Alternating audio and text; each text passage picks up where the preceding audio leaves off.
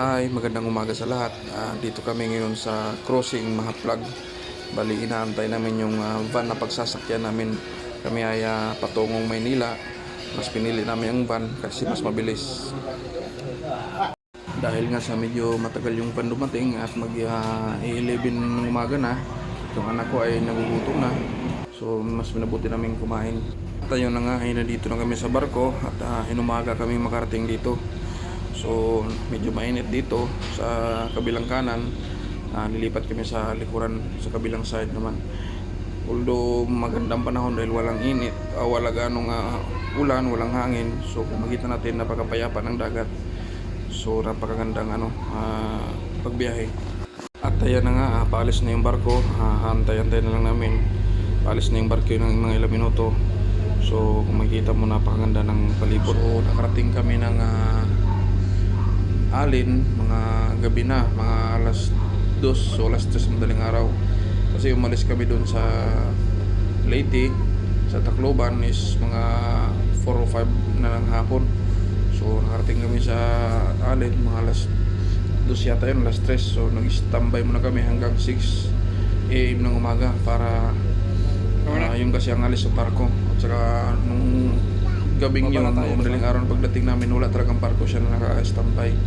So nantay namin na dumating yung barko mula Patnog. At saka ang alis ng barko din is alas 6 ng umaga. So nantay namin at saka kumain muna kami doon sa mga gilid-gilid. So napakaganda ng panahon ngayon. Makita naman natin na malinaw yung panahon, walang ulan, malinaw yung dagat, napakaganda, walang alon. So ito yung kagandahan sa panagbabiyahe ka ng araw.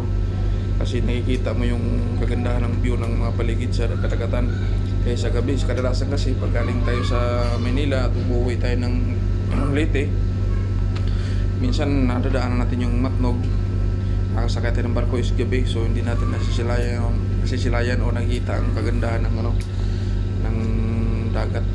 So para sa akin, mas advisable pa ng biyahe ng araw. So tapos makita mo yung paligid.